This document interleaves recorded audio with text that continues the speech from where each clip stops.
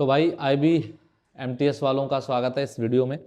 मैं cut off बताने जा रहा हूं आपको IB MTS के जो भी टीयर 1 का पेपर हुआ है एंड मोस्ट प्रोबेबल है कि आपका मार्च में रिजल्ट भी आ जाए। ठीक है, तो 2018 और 22 का डेटा मेरे पास जो मौजूद हुआ वो मैं लेके आ गया हूं, और 2025 में जो भी मतलब मोस्ट पॉसिबल जो भी हो सकता है वो प्रेडिक्टेबल है। मैं एग्जैक्टली तो नहीं बता पाऊंगा कि एग्जैक्ट ही इतना जाएगा, लेकिन हाँ उससे एक दो नंबर आगे पीछे चीज़ें हो सकती हैं। ठीक है, तो चलो इस वीडियो को शुरू कर लेता हूँ। इससे पहले बता देता हूँ कि अगर आप IB टीयर 2 की तैयारी कर रहे हैं तो अपना चैनल सब्सक्राइब कर लें, क्योंकि बहुत अच्छे पोस्ट उसमें 4000 प्लस पोस्ट, 5000 के आसपास के प्लस के पोस्ट हैं। और अगर आपका टीयर 1 क्लियर हुआ है तो टीयर 2 में अच्छे से तैयारी आप करिए। बढ़िया अपनी तैयारी चल रही है चैनल पर, सब्सक्राइब कर लीजिए। ठीक है, चलो। और सबसे बड़ी बात यह है कि अगर आप देखोगे तो सीट्स का जो एलोकेशंस है, जो सीट्स का मतलब एक तरीके से कम या ज़्यादा होना है, उसकी वजह से कट ऑफ को बहुत ज़्यादा एकदम प्रिसाइज प्रेडिक्ट कर पाना is not that easy, but still जितना भी हो सकता है पॉसिबली वो आपको बता रहा हूँ। कुछ मेजर्स भी चेंज हुए हैं, जैसे 2018 में अगर आप देखोगे तो 2018 में लगभग आपके 1054 सीट थे, 1054 सीट्स थे।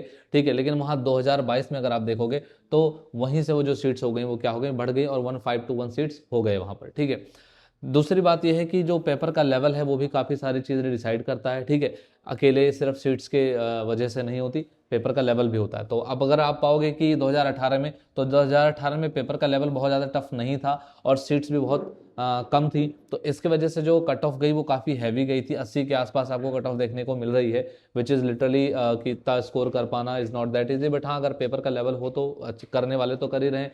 ठीक है, और इतने से मतलब अच्छे खासे लोग उन्होंने स्कोर किया था। तो उस टाइम UR की जो कट ऑफ गई थी एंड दैट वाज 178। और अगर बात करोगे कि OBC की गई थी 74, EWS का उसमें कुछ ऐसा था नहीं, और SC का 70 था, और ST का क्या था 68 था। ठीक है, और अगर इस हिसाब से आप देखोगे 2022 में तो काफ़ी टाइम बाद पेपर भी हुआ एक तरीके से। अगर आप देखोगे कि काफ़ी ज़्यादा गैप्स रहते हैं तो इसकी वजह से ना मतलब चीज़ों को एज इट इज़ देख पाना काफ़ी मुश्किल भी है। बट स्टिल कि वहाँ पे 1500 प्लस सीट्स आई, यहाँ पे 1000 प्लस सीट थी, वहाँ 1500 प्लस सीट्स थी।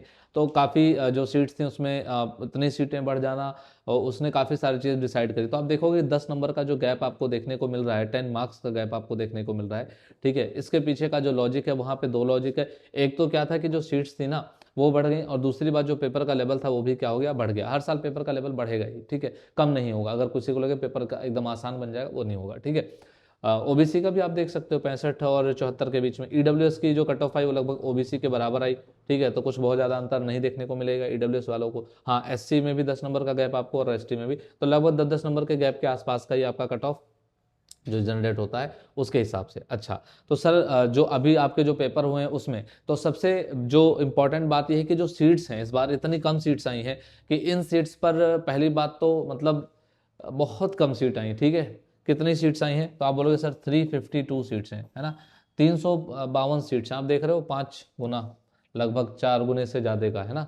तो 4 गुने से 5 गुने के आसपास का जो है वो सीट था, इतना ज़्यादा कम हो गया है। तो आप ये सोच सकते हो कि मतलब कितना ज़्यादा इससे इम्पैक्ट पड़ेगा, क्योंकि इतने में ही अगर इतना इम्पैक्ट पड़ गया था तो इतने पे कितना इम्पैक्ट पड़ेगा। तो कुछ लोगों को लगेगा कि हाँ भाई मतलब कट ऑफ कुछ ज़्यादा ही बता रहे हैं, लेकिन रियलिटी है कि उतनी जाएगी ही जाएगी। ठीक है, एक दो नंबर आगे पीछे हो भी सकता है, बट जाने की पूरी उम्मीद है। तो जो भी है मैं आपको एग्जैक्टली चीज़ें समझा देना चाहता हूँ। तो अगर 2026 25-26 की बात करेंगे, 2025 का पेपर हुआ जो आपका 25-26 का, इसकी अगर कट ऑफ की अगर हम बात करें तो पहली बात 362 सीट्स थी, माई मिस्टेक, 362 सीट्स हैं आपके।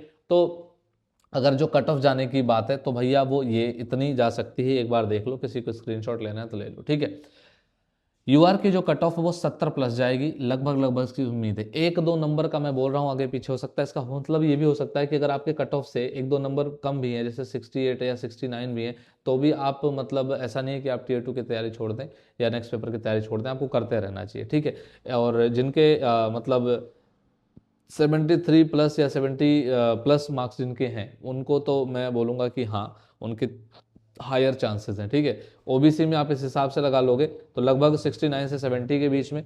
EWS का आप देखोगे तो पिछले बार से इस बार मुझे बहुत ज़्यादा तो अंतर नहीं लग रहा है, लेकिन हाँ इसके बीच में गैप आना चाहिए। क्योंकि पता है क्या होता है, इसके बीच में गैप आने की जो संभावना है वो क्यों है, क्योंकि क्या होता है ना कि पिछली बार जब पेपर हुआ था तो काफ़ी लोगों ने ना EWS का सर्टिफिकेट नहीं बनवाया हुआ।